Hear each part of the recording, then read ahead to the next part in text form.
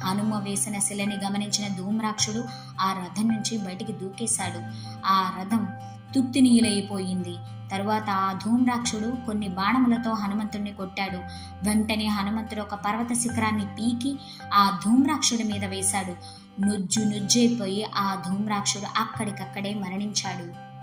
తరువాత రావణాసురుడు వజ్రదంష్ట్రుడు అనే రాక్షసుని పంపాడు. ఆయన సైన్యంతో కలిసి దక్షిణ ద్వారం గుండా బయటికి వచ్చాడు.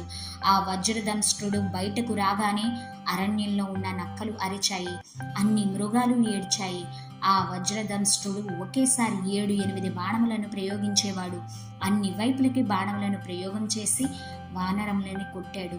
ఇక వీడిని ఉపేక్షించకూడదని భావించిన అంగదుడు ఒక పెద్ద వృక్షాన్ని పట్టుకొచ్చి వజ్రదంష్ట్రుణ్ణి కొట్టబోయాడు. కానీ ఆ వృక్షాన్ని తన బాణముల చేత వజ్రదంష్ట్రుడు నరికేశాడు.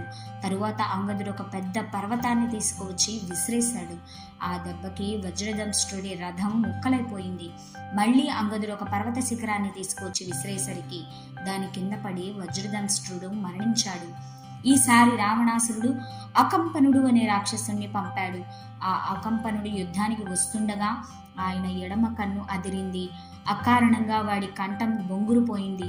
పక్షులు, మృగాలు ఆయన చుట్టూ తిరుగుతూ దీనంగా ఏడుస్తున్నాయి. ఎత్తు పల్లాలు లేని మార్గంలో వెళుతున్న గుర్రాలు త్రొట్టుపడి మోకాళ్ళ మీద కింద పడి పైకి లేచాయి. ఈ అకంపనుడు కూడా పశ్చిమ ద్వారం గుండానే బయటకు వెళ్ళాడు. ఆయన కొంతసేపు భయంకరమైన యుద్ధం చేసి వానరాల్ని కొట్టాడు.